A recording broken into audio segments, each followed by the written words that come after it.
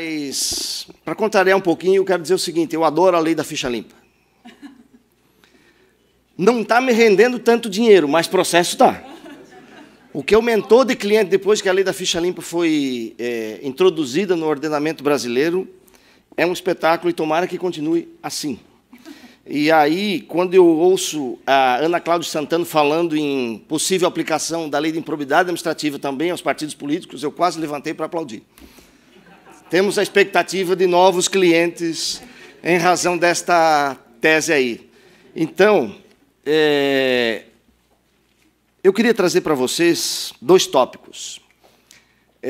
Se nós tivéssemos efetivamente, ou se a lei efetivamente fosse instrumento suficiente para limpar a política, que esse era um dos objetivos quando a lei da ficha limpa foi introduzida, nós não teríamos no Congresso Nacional, para ficar só lá, tanta gente sendo investigada em inquérito e tantos outros sendo processados nas mais diversas instâncias do Poder Judiciário brasileiro.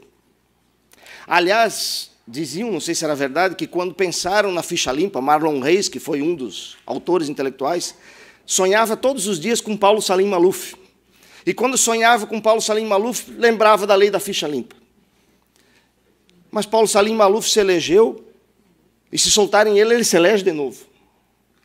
Porque a voz do povo é a voz de Deus.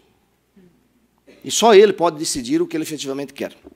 Mas nós temos na Justiça Eleitoral um vai e vem de decisões relacionadas aos impedimentos à candidatura. Nós temos involuções e algumas evoluções. A cada eleição, e é interessante, doutora Maria Cláudia, estava a pesquisar as decisões do TSE, e lá se fixa o entendimento para a eleição de 2012.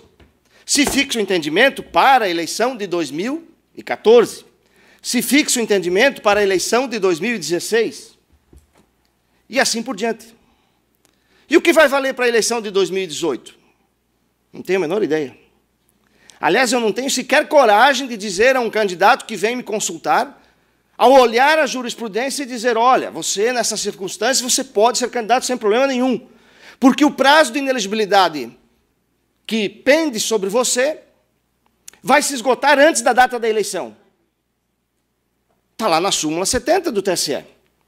Mas vai que o TSE resolve dizer, no caso dele, para o meu azar, que agora não é mais assim. Aliás, o TSE dizia isso, que a decorrência ou o término do prazo de inelegibilidade não era causa de afastamento de inelegibilidade, não deveria ser considerado para os fins do parágrafo 10 do artigo 11. Mas a vida andou, a roda girou, e o TSE passou a admitir, então, o término do prazo de inelegibilidade como uma causa que afastaria, ou uma circunstância que afastaria a inelegibilidade, desde que o término deste prazo fosse até a data da eleição.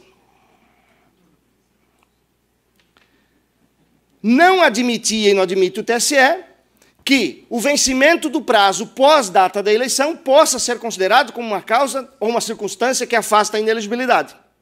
Mas vejam, senhores, que o TSE entende que a obtenção de liminar ou a obtenção de uma cautelar, mesmo que após a eleição, ela é suficiente para afastar a inelegibilidade que pende sobre o candidato. Então, nós temos 2 situações para os fins do parágrafo 10º do artigo 11.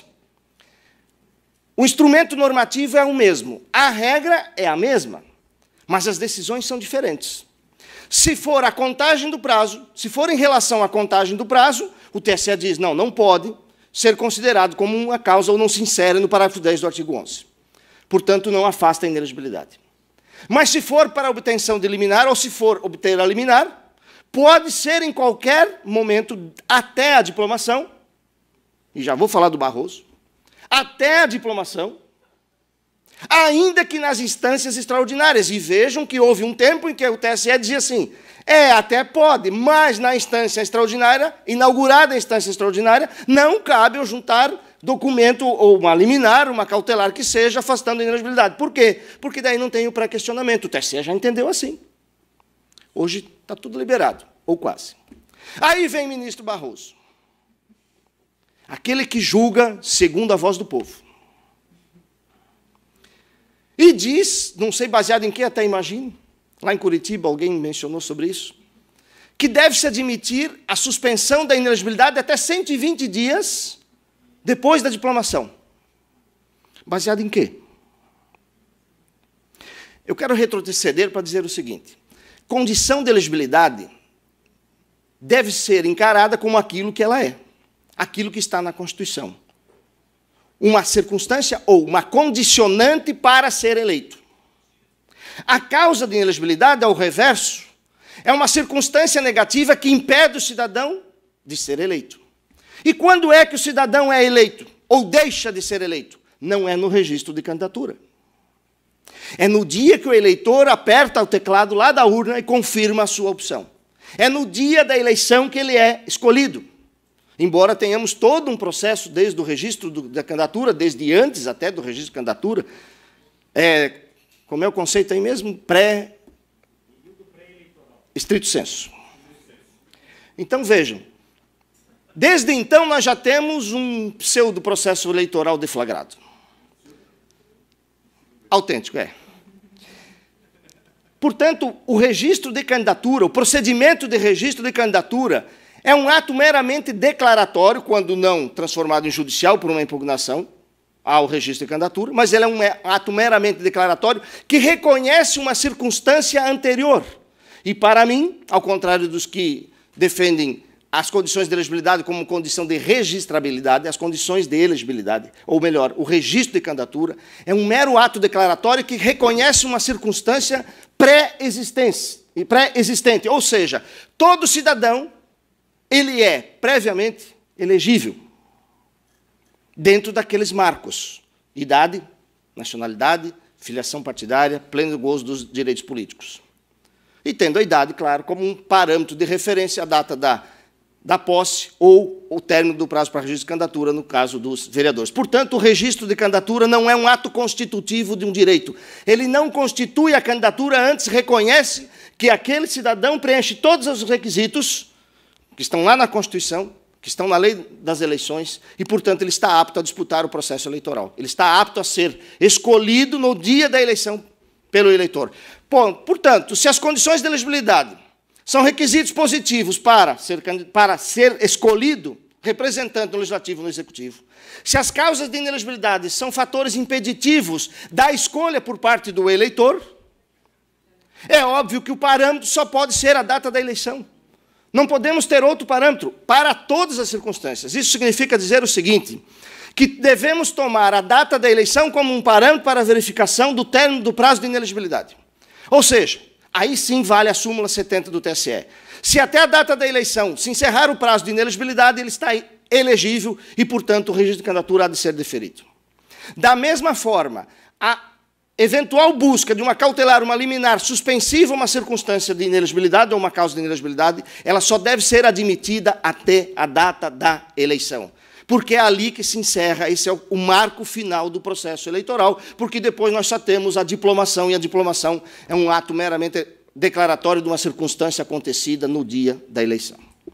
Mas o TSE não entende assim. Então, se o TSE não entende assim, se o Tribunal Superior Eleitoral não entende como sendo a data da eleição o marco final dessa corrida eleitoral, e admite que é possível a obtenção de liminares para suspender as causas de inelegibilidade, mesmo depois da data da eleição, há de se admitir, porque não há nenhuma razão para decidir em sentido contrário, também o término do prazo após a data da eleição e antes da data da diplomação, como uma circunstância que afasta a inelegibilidade.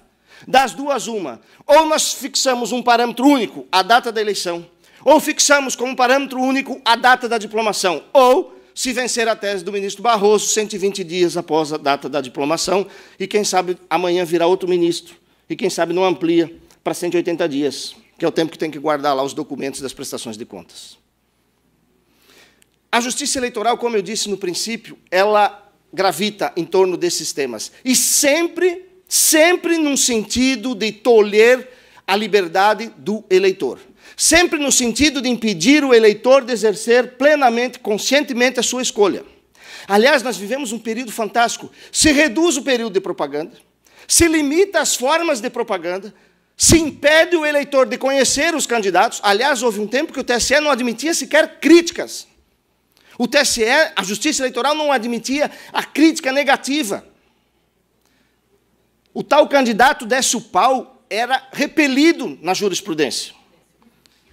Porque teríamos que ter, é como se fosse quase um coral de freiras, o processo eleitoral. Não é possível que as pessoas, que os candidatos... Ora, não é de se esperar que o próprio candidato vá para a propaganda eleitoral dizendo assim, ó, pessoal, estou aqui tentando conquistar o voto de vocês, mas eu não sou um candidato muito legal. Eu tenho problemas.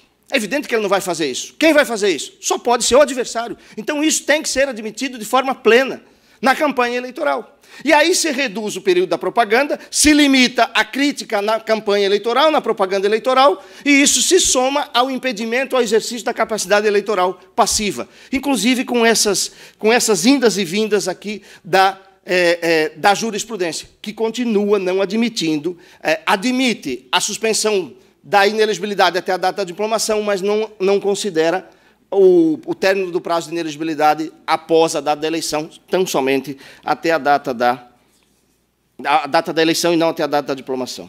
Mas aqui nós teríamos uma outra circunstância em relação a isso, que se refere à admissão de inelegibilidade superveniente, portanto, após o prazo de registro de candidatura, aquela inelegibilidade que surge entre a data do registro de candidatura e a data da eleição, se é possível esta causa superveniente ser discutida ainda no bojo do registro de candidatura. Para mim, evidente que não. Já terminado o prazo para impugnação ao registro de candidatura, não cabe mais inserir no processo de registro de candidatura, ainda que ele esteja em trâmite, qualquer causa superveniente de inelegibilidade. Porque esta causa superveniente ao prazo do registro de candidatura, superveniente ao prazo de impugnação, só pode ser discutida no RSED, lá no recurso contra a expedição do diploma. Ela não pode ser inserida de contrabando no registro de candidatura. Imagine uma circunstância em que o cidadão era aparentemente inelegível, vamos pegar o Lula, aparentemente inelegível, se nós olharmos os critérios da lei, apresenta o registro de candidatura e no curso do processo ele consegue uma liminar, já que o advogado dele, aquele famoso advogado rico de Curitiba, é bom e vai conseguir uma liminar, já tem a tese para isso, consegue uma liminar, consegue um efeito suspensivo lá no Supremo, deram para o Zé Dirceu, pode dar para ele. Suspende a inelegibilidade ou suspende a decisão, deveria suspender também, não só a pena, o cumprimento da pena, mas também, obviamente, se você suspende a decisão, você tem que suspender todos os efeitos, é algo automático, parece ser. Não é, e eu lhe diria ao contrário do que se afirmou, não é porque eles não querem que seja, simples assim. Mas deveria suspender a pena e também a inelegibilidade. E no curso do processo, está tramitando o registro de candidatura, o Ministério Público e todos os adversários vão impugnar o pedido de registro de candidatura dele, vai tramitar a impugnação do registro de candidatura, mas a inelegibilidade está suspensa por uma decisão do Supremo, do STJ, hipoteticamente. E lá pelas tantas, no curso, portanto, no momento em que ele apresentou o registro de candidatura, ele era elegível porque a inelegibilidade estava suspensa. Mas no curso do processo, julga-se um mérito lá no Tribunal Superior e reforma a decisão. Cai o efeito suspensivo. É possível isso vir de contrabando ao registro de candidatura? Entendo que não. Isso só pode ir lá para o processo, num recurso contra a expedição do diploma. Pior ainda, o sujeito não faz a impugnação porque não tinha causa de inelegibilidade. Mas o registro de candidatura ainda está tramitando, e aí surge uma causa de inelegibilidade. Aparece o Ministério Público ou um adversário e introduz no registro de candidatura, através de uma petição, um pedido de indeferimento do registro de candidatura, porque ou noticia a existência nova, a causa superveniente de inelegibilidade. E o juiz eleitoral vai admitir esta hipótese como uma causa possível de indeferimento do registro de candidatura? É evidente que não pode. Do contrário, o juiz estará agindo de ofício. Do contrário, o juiz estará substituindo a parte. Aliás, juiz que age de ofício, fora das circunstâncias restritas que a lei estabelece, não é magistrado, não é juiz da causa, é parte. Quem age de ofício, mesmo diante de uma ausência de uma impugnação para inserir no processo uma causa nova de inelegibilidade que não havia sido discutida no registro de candidatura, ele não é mais magistrado, ele passa a agir como parte. E, portanto, ele não pode conduzir o processo eleitoral. Mas nós temos o artigo 26C. Aliás, as leis agora estão virando... Antes era só número, agora os artigos são números e letras. 26C, A, B, C, D... Quero ver o dia que acabar o alfabeto, como é que vai ser. Mas vamos lá. Muda o código. O artigo 26... Aliás, esse é o próximo projeto da Abradep, a elaboração de um código de processo eleitoral. Artigo 26C, parágrafo 2º, diz o seguinte. Concedida a liminar, e se esta liminar que suspende os efeitos, ou que suspende a inelegibilidade, porventura venha de ser cassada, ou se julga o mérito e cai a liminar, deve ser cancelado o registro, ou mesmo o diploma. E aí há uma discussão se isso deve ser automático ou não. E o TSE tem decisão sobre isso. Depois de algumas indas e vindas, tem uma decisão a respeito desse tema. Está lá o precedente 38375, de 2014, aquele que diz, para a eleição de 2014, fixamos a seguinte tese. Gostaria de saber qual será a tese para 2018. Eu esperaria que fosse a mesma de 2014. Mas o ministro Henrique Neves não está mais lá, então não posso dizer que em 2018 a tese será a mesma. Mas, de qualquer forma, o que disse o TSE é que não há registro sob condição. Uma vez deferido o registro, porque não incidia a causa de inelegibilidade, ou porque a causa de inelegibilidade estava suspenso, Zé Fini. Registro deferido. Não há mais o que fazer. Ah, mas o artigo 26, em seu parágrafo 2º, diz que, uma vez julgada e cassada a liminar, julgado o mérito insubsistente a liminar, deve-se também tornar insubsistente o diploma ou o registro de candidatura. Claro, simples assim. É óbvio que sim. Estou de pleno acordo. Só que isso deve ser feito, observado o contraditório e ampla defesa, o devido processo legal, que é o que diz o TSE, agora, nesse precedente aqui, mas de acordo ou utilizando um instrumento próprio. E o instrumento próprio que nós temos para fazer valer ou aplicar o parágrafo 2º do artigo 26C só tem um, o RSED, o recurso contra a expedição do diploma.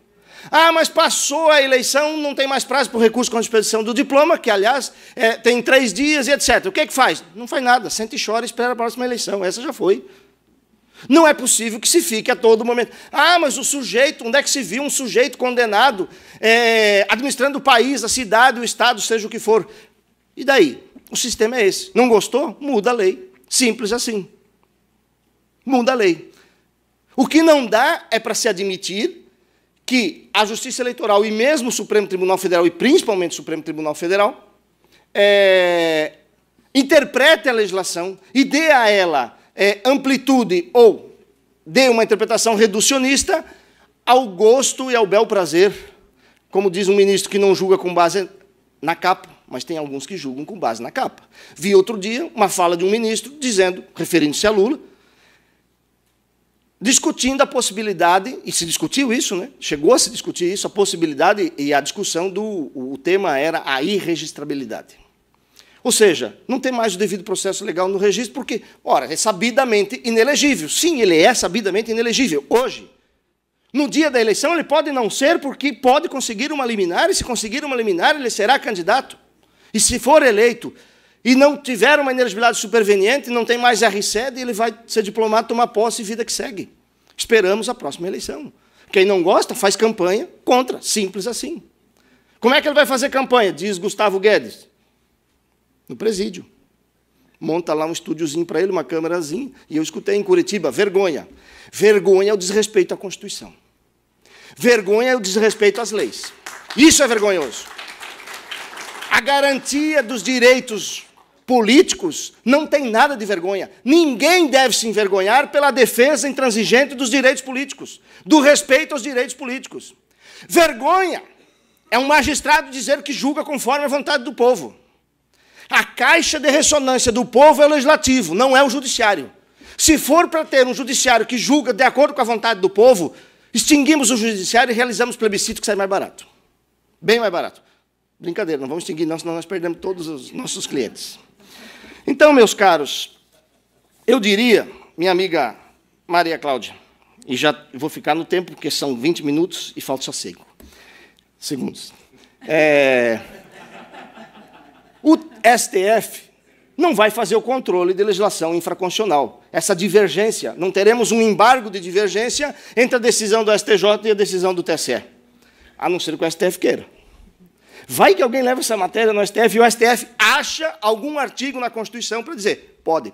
Como, aliás, estão achando ou estão encontrando agora, talvez no Pacto de São José da Costa Rica, tão bem trabalhado por Marcelo Peregrino, para dizer que é possível candidatura avulsa no Brasil. Com fundamento no Pacto de São José da Costa Rica. Mas, quando analisaram a lei da ficha limpa, não encontraram nenhum dispositivo para dizer que a lei da ficha limpa ofendia o Pacto de São José da Costa Rica. Ou seja, meus amigos, eu tentei destacar aqui essas indas e vindas da jurisprudência, das decisões da Justiça Eleitoral, em especial do TSE, para dizer o seguinte: nós não sabemos onde estamos pisando, não sabemos para onde vamos, só sabemos que teremos muitos problemas pela frente. Para finalizar, um caso bem simples. Certa vez, um prefeito, ex-prefeito já, me consultou se o fato de ele ter uma tomada de conta especial julgada no Tribunal de Contas tornava ele inelegível. Isso antes da lei da ficha limpa. Eu falei, não, absolutamente, a decisão do TSE é nesse sentido, não gera inelegibilidade, está tudo certo, vida que segue, pode começar a organizar a sua pré-campanha, lá no microprocesso, não, na pré-campanha em estrito senso, sem problema algum. Eis que entra a lei da ficha limpa. E ele ficou inelegível, foi impugnado. Claro que ele bateu no meu escritório, não para me contratar, para me escorraçar. Dizia assim, você me disse que eu podia ser candidato. Você disse.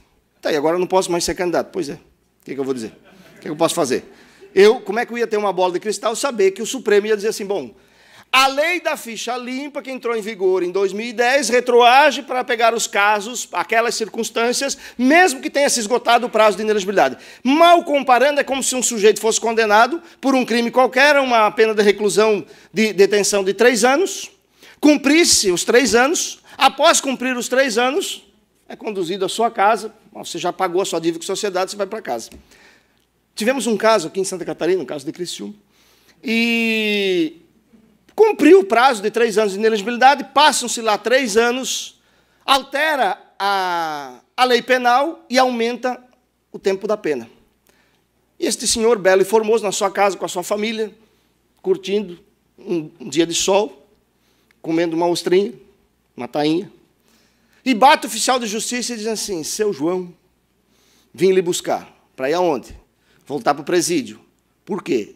É porque a lei alterou a pena e o senhor tem um saldo devedor, o senhor tem um débitozinho que o senhor tem que pagar lá, então o senhor volta para o Chilindró e depois o senhor, depois que cumprir essa pena, o senhor volta para o recesso do seu lar. É assim que nós estamos vivendo. E o pior, reafirmo, não dá para dizer que este precedente, no caso do artigo 26C, parágrafo 2º, o 38375, vá ser aplicado na eleição de 2018. Nunca mais eu vou dizer para um cliente, vai que é tua, que pode ser que tenha um árbitro de vídeo e vai te tirar. Muito obrigado.